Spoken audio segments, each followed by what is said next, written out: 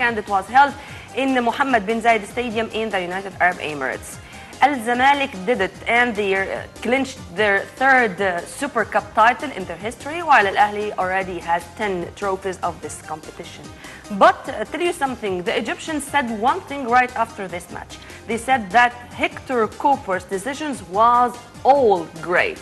Because what happened yesterday after the 90 minutes, which ended with a scoreless draw, unfortunately, the Egyptians, who are all that important when it comes to football and critics, I should say, they did not enjoy the 90 minutes. We are going to discuss the details and the statistics of those 90 minutes and also of the penalties and what were the main reasons behind the defeat of Al Ahly and the victory of Al Zamalek with our main guests live here in the studio, our sports analysts, Mr. Ahmed Nagib and Mr. Mohamed Adel. Thank you very much for being with us. Have a very good day. Good morning, gentlemen. Good morning. Let us first start off by you, Mr. Mohamed. Holding the match in United Arab Emirates, that question also raised by some. If you'd like to elaborate first. First of all, I want to congratulate for Zamalek fans and say hard luck for Ahly fans. Secondly, playing in United Arab Emirates is because of marketing issues. And for the Egyptian expats who are living in United Arab Emirates will do something great, which was happened yesterday and last year in the Super Cup. So marketing point of view was 100% true for playing Ahly and Zamalek in United Arab Emirates. There was another options like Saudi Arabia to play in Jawhara Stadium in Jeddah, but they decided to play this year in Mohammed bin Zayed Al Jazeera Club Stadium in Emirates.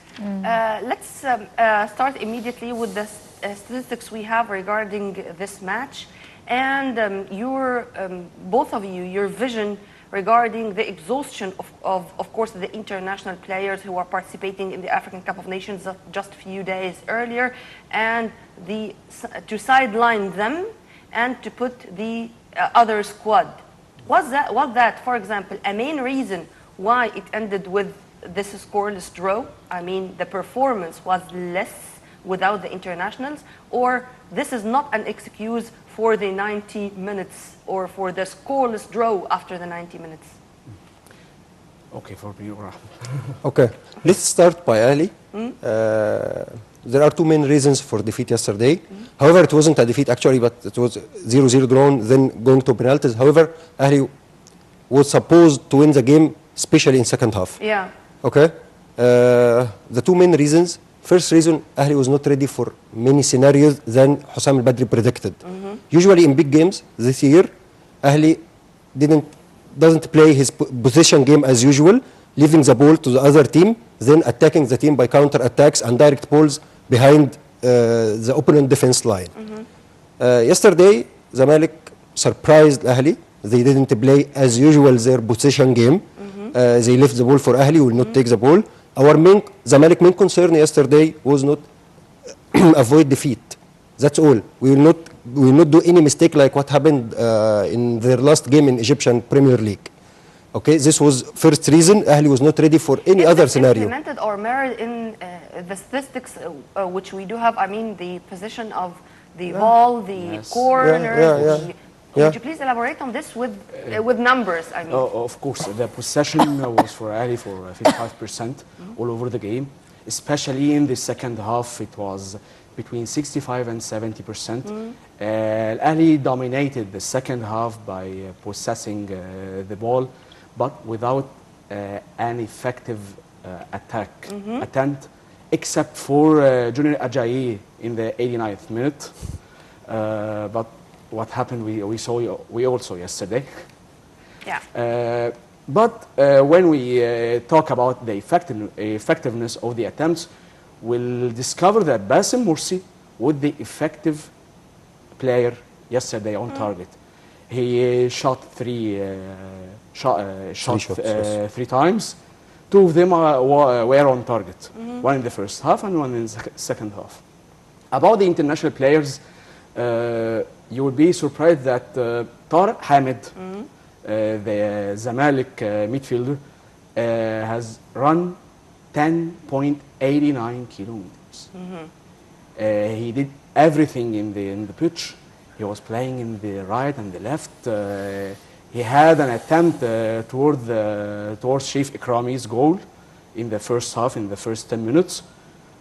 So saying or telling people about the exhaustion of the international players, It's not an excuse. Of course, Yep. we could not say that, especially for Tariq Hamid and also Ali Gabr. Ali Gabr Ali Gabr. was Yes. a big star yesterday Amazing. with Mahmoud Hamdi, the two center backs. Ali Gabr and Tariq Hamid played all Egyptian games in the AFCON in Gabon.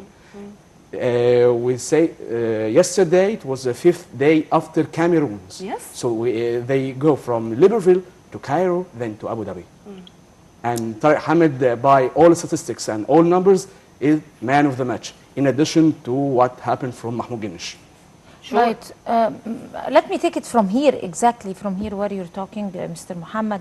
Most of the stars have played in the African Cup, and that might have some effect on the result of the match. Is that statement right or wrong? I mean, did it by any way affect the results of the match? I mean, most of the stars participated in the African Cup, and maybe that affected their ability to give their best, because some of the analysts say that that was not, the performance of some of the stars wasn't their usual. So how do you assess it? In general, in everywhere in the world, there were some players playing with their national teams and then go to their clubs in the European or the South American team or Asian leagues. They are playing, do it 100%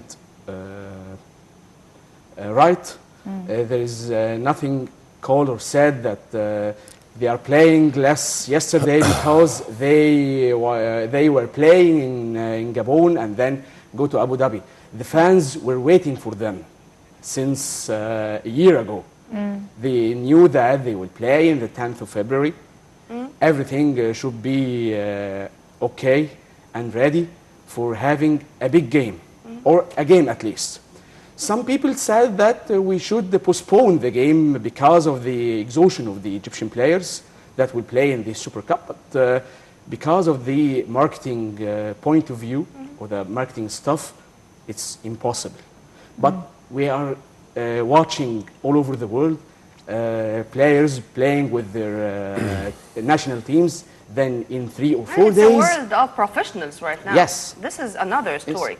Mr. Naguib, would you please elaborate on what happened yesterday in numbers more than anything? Because, for example, I think that this is the very first time in the history of Al Ahly to waste 3 penalties in one game.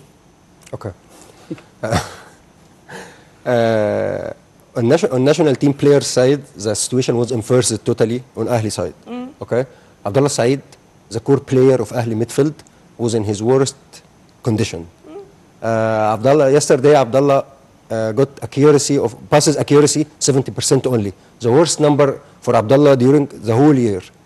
Abdullah, out of 5 crosses, he got 0 successful crosses, 0 chances created by Abdullah. The team of Ahly midfield was affected too much by lack of Abdullah readiness and Ahmed Fathi as well. Okay, both of them pull intervals. What about Mohamed Zakaria? What about Hussam Ghali? However, Mu'min, Walid Suleiman, and Junior Ajayi, if they played well, that's because of Abdullah and Ahmed Fathi are ready to provide them by ball. Abdullah and Ahmed Fathi are the providers of Ahly team to the ball. The other one, all the other players are just consumers. They are consuming what Abdullah and Fathi did. Yes. Okay.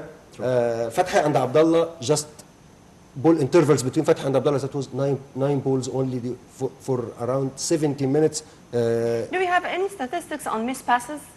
Of course. Yes. Go ahead. Because we don't have time, unfortunately. There were many missing passes, especially in Ahli team in the second half, especially in the first 15 minutes. Despite the fact that Al-Ahli was dominating. Yes, but there were many missed You want to passes. say something? Domination was by penalty kicks. Okay, not in the game itself, not in 90 minutes.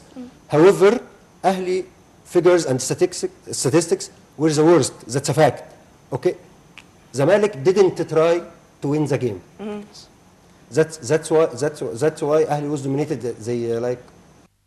They clashed by Zamalek. Good defense yesterday and good midfield by Tariq Hamid, as Mohamed said. I agree with Ahmed that Zamalek played. Their intention is not to lose in the 90 minutes. Cooper playing style, actually. Yes. Cooper effect Cooper on effect Hossein on al-Badri Egyptian and football. Mohamed Hilmi was obvious yesterday. Yeah. So Zamalek play, their intention is not to lose in the 90 minutes. There was very little attempts to Sharif Ikrami. The defense was excellent, especially Ali Gabr and Mahmoud Hamdi. The full right back Osama Ibrahim and the full left back Mohamed Nasif was doing well. Tariq Hamid, man of the match. And when we talk about the connection between Tariq Hamid, Ahmed Tawfiq and Maruf Yusuf, then and Mohamed Ibrahim, then Ahmed Rifat and Basim Morsi, with an unlucky The only game. one not mentioned till the moment is Hossein Paul. Hossein Paul. He didn't participate. He didn't participate yesterday. Yeah, yesterday. And the unlucky day for Stanley yesterday was faced by a good right back, Mohamed Hani, was playing very well yesterday. So Opposite they, side, Hussein al-Said. Worst player. sorry for Yeah, Hussein pass al-Said. accuracy for Hussein al-Said, 68. Pass accuracy, 68%. Out of 5 crosses, 0 success. Mohamed Hilmi succeeded in taking Hussein al-Said out of the game by entering Mustafa Fathi in the 55th minute of the game. Mustafa Fathi is talented, very talented player. Let Hussein al-Said to take a yellow card. Hussein al-Said is very nervous in the pitch, so he lost his temper. Yeah. Yes, he lost his temper in the game, and we saw what happened from Hussein al-Said. Right. Although he has some attempts to make difference yesterday. Right, gentlemen, Mr. Mohamed Adel, football performance analyst, and Mr. Ahmed Naguib coming over to the breakfast show. Thank you very much, gentlemen. Thank you. And you have a very good day. You too. And I guess, Nermeen, this brings us to the end of this edition of the breakfast show. Many thanks to Nermeen Abdurrahman. My name is Tina Hussein. Wish you all Thank the you best. very much, dear viewers. Tomorrow is another day with another crew. Stay tuned on Nile TV International always for more updates, for more details. Please log on to www.nileinternational.net. It's a goodbye for now.